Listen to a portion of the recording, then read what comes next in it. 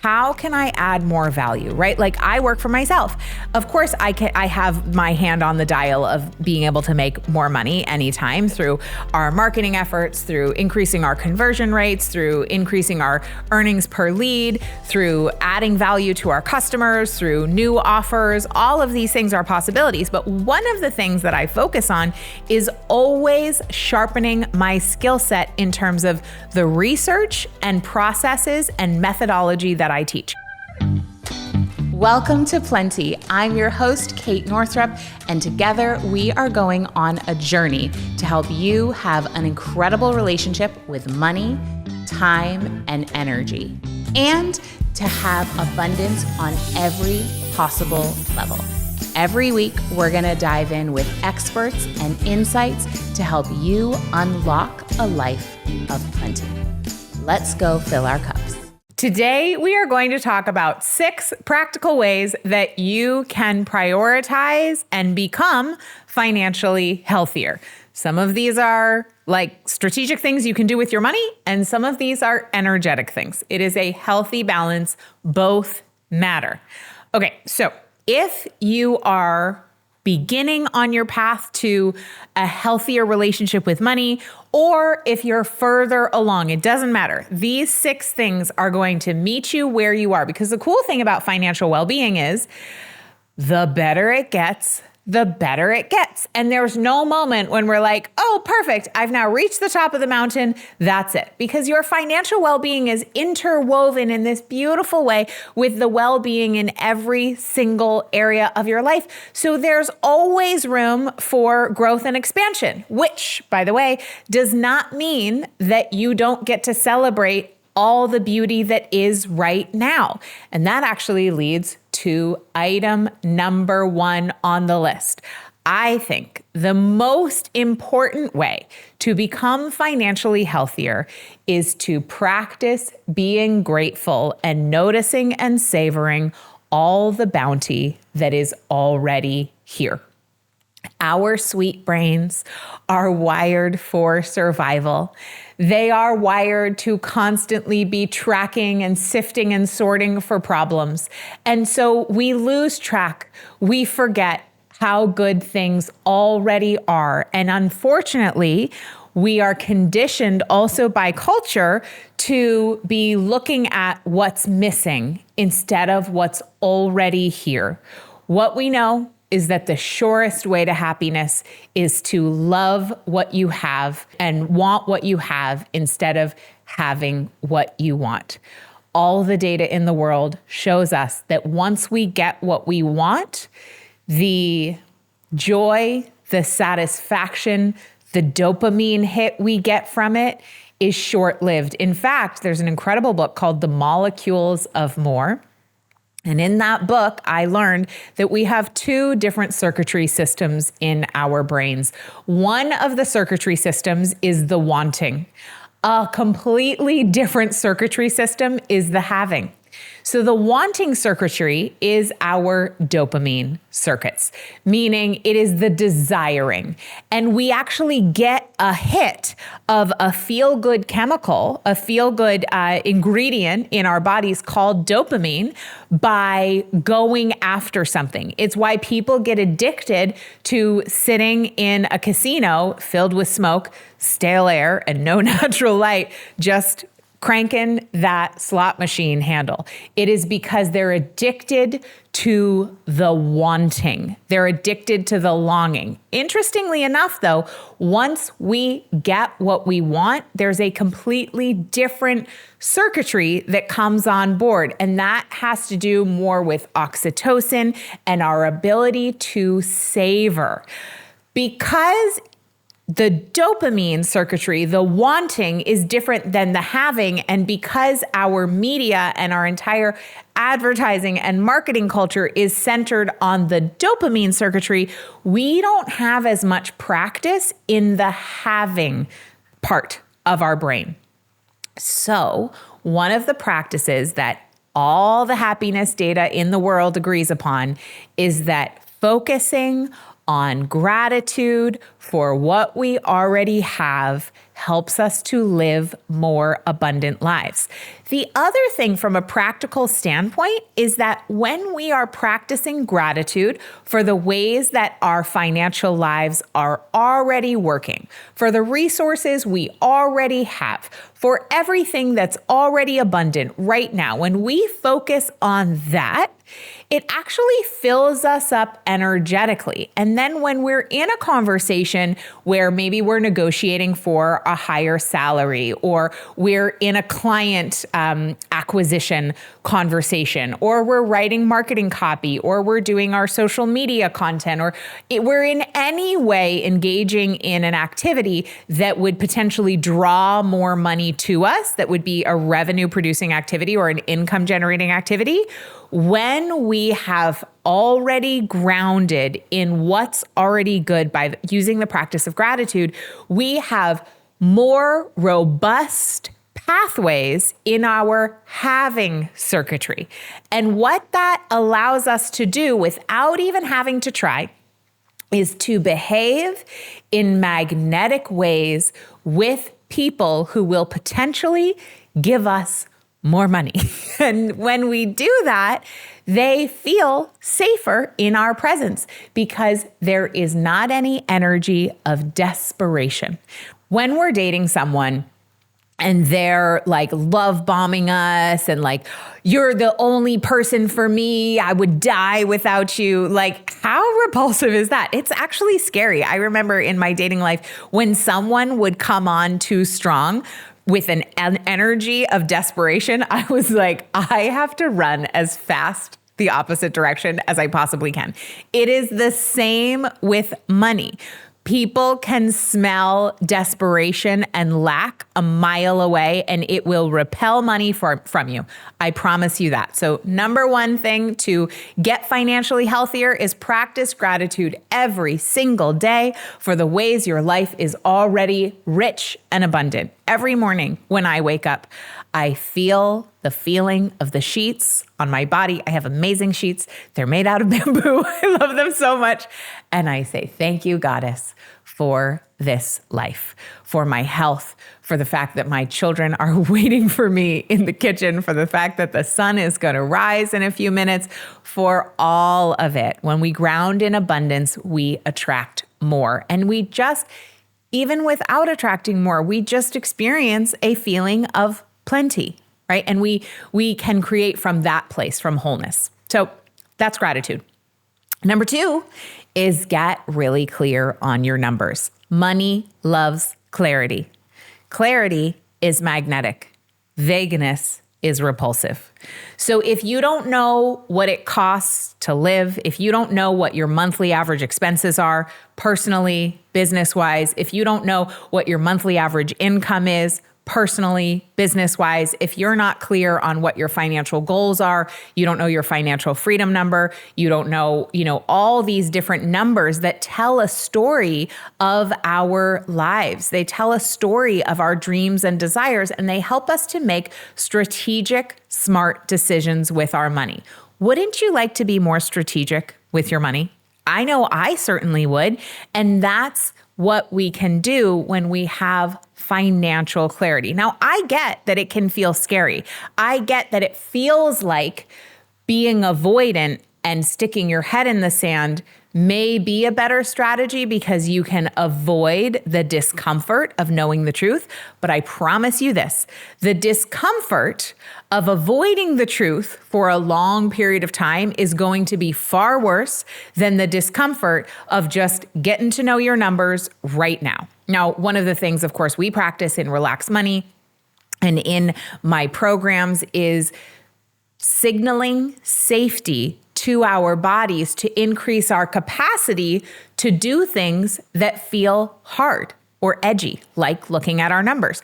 So if you've been a chronic avoider, I would highly recommend going over to katenorthrup.com/breakthroughs, and you can get my money breakthrough guide that comes with a companion lesson that includes me leading you through my favorite nervous system healing practice, where you can start to learn how to signal safety to your body and increase your neurological and energetic capacity to take a step in the direction of financial clarity if that has been something that has eluded you up until this point. So know your numbers. Financial clarity was number 2. What are the numbers? You got to know how much you spend on a monthly basis. You got to know how much you make on a monthly basis. And you got to know what's your tax liability, what are your invoices for blessings already received, which the rest of the world calls your debt. How much do you need to retire if you wanted to, or become work optional, as my financial planner, Caitlin Carlson, says? What do you need to become work optional in the bank to be putting off, an average rate of return? Like, these numbers, they may feel scary at first, but when you know them, you will feel such a great sense of power and safety, actually. Okay, that was number 2. Number 3, automate your savings. Once you know how much you want to have put aside for your work optional number, for your long-term savings goals, your short-term savings goals, automate it, right? Automate it. So I recommend having a high yield savings account. People who are students in Relax Money get access to a special one that's only available through financial professionals. But you can do your research and find a high yield savings account that will allow you to get free money from interest from keeping your money in an account. I mean, you may not realize, but how this works is that when you put your money in a high yield savings account, that bank then lends it to other people. They get a higher rate of return, and then they share some of that interest with you. So just so you know, behind the scenes, your money is always in flow if it is in a bank. So get yourself automated with your savings. So every month it comes out. You don't even have to think about it. It is the same philosophy of eating off of a smaller plate. If you want to reduce the amount you eat off of a smaller plate. The data is clear that works. Now, I'm not, this is not a weight loss show. I'm not telling you need to lose weight. It's like a whole other conversation, but I'm just telling you the same principle applies. If you want to reduce your spending and make sure you're hitting your savings goals, automate the savings so it comes off the top, and that money never even really came into your monthly budget. And that way it's just going to happen and you won't even have to think about it. So automate your savings. That was number 3. Number 4, which is related, is build yourself a cushion fund. A cushion fund is 3 to 6 months of your living expenses. 3 to 6 months of living expenses saved up in a high yield savings account so that you have choices. What the data shows us is that the average person, certainly in the United States, will get taken out by a $400 unexpected expense. Like that would absolutely endanger them financially. If you have 3 to 6 months of expenses saved up in the bank, you give yourself the freedom of choices, of not staying in a job that you hate, of being able to move if you need to move to be with a loved one, of being able to weather any kind of financial storm or possibly move towards your dreams. It's just a beautiful cushion. So build up your cushion fund of 3 to 6 months of living expenses in a high yield savings account. That was number 4. Number 5 is eliminate high interest invoices for blessings already received. So if you have any kind of debt, which I call invoices for blessings already received, that is above like maybe a 7 to 8% interest rate, I would consider that a high interest rate debt. So you want to move as quickly towards eliminating that once you have gotten a couple of months of living expenses saved up. What I find people do is they've been conditioned to believe that debt is bad and needs to be eliminated as fast as possible at all costs. I've done other episodes on this, but if you want to dive deeper, but what I want to say right now quickly is that not all debt is bad. A, debt does not make you a bad person. B, you didn't screw up. C, all it means is that you have an invoice for a blessing you already received that you need to pay. Debt actually can be neutral. So if you have a lower interest rate on an invoice for blessings already received, like let's say you have a line of credit and it's a 4% interest rate, it does not make sense to incredibly aggressively pay that off and put yourself in a space of deprivation, because actually you may be able to make 8% on your money elsewhere, which because of the spread would make you more money in the end if you invested that money as opposed to aggressively paid off that invoice for a blessing already received.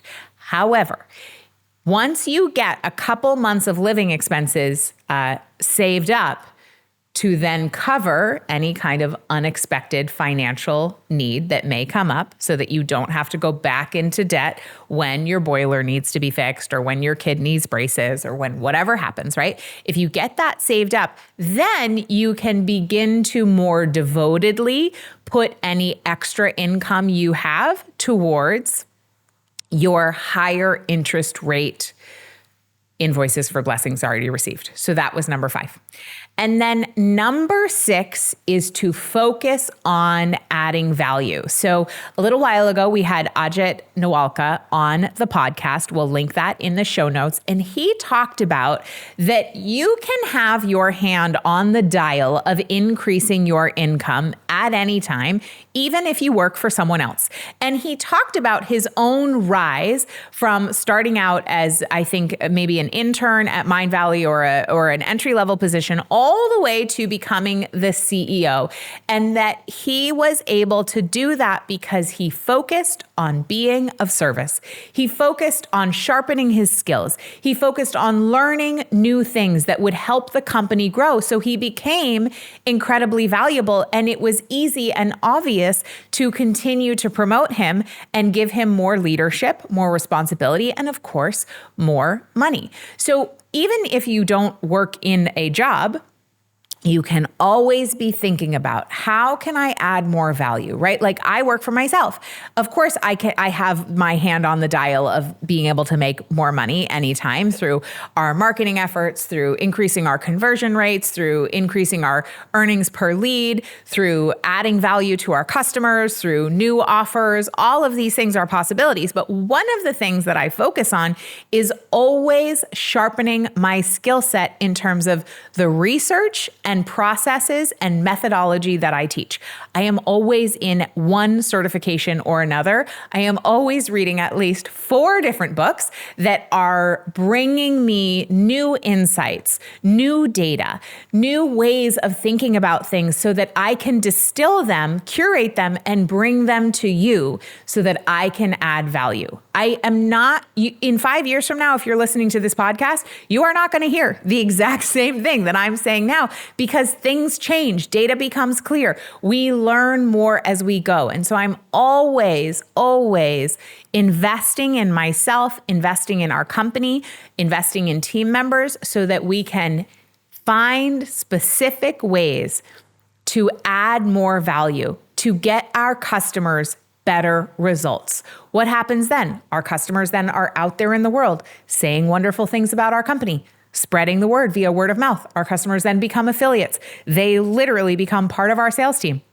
And they, of course, become repeat customers. So all of that really helps us as a company from sharpening skill sets and really looking at, how can I add more value? In summary, we have 6 things that can help you to become financially healthier. One of them is to focus on gratitude for what's already abundant in your life. The second one is to get clear on your numbers. The third is to automate your savings. The fourth is to build a cushion fund of 3 to 6 months of living expenses. The fifth is to work on eliminating high yield invoices for blessings already received. And the fifth is to find ways to add more value. I hope this was helpful for you. Start with just one of these. Start with just one and build over time. But these These 6 things are the foundation for financial health, and I know you have what it takes. Thanks for listening, and I'll see you next time. If you're seriously committed to healing your relationship with money, the place to start is my book, Money: A Love Story. It's available in print, it's available digitally, but it is also available on audio in a completely updated and revised edition. So no matter what your book consumption preference is, this is the place with exercises, healing strategies, and repatterning strategies to get started healing your relationship with money. Money: A Love Story is available wherever books are sold. Go get yourself a copy. Thanks for listening to this episode of Plenty. If you enjoyed it, make sure you subscribe, leave a rating, leave a review. That's one of the best ways that you can ensure to spread the abundance of plenty with others. You can even text it to a friend and tell them to listen in.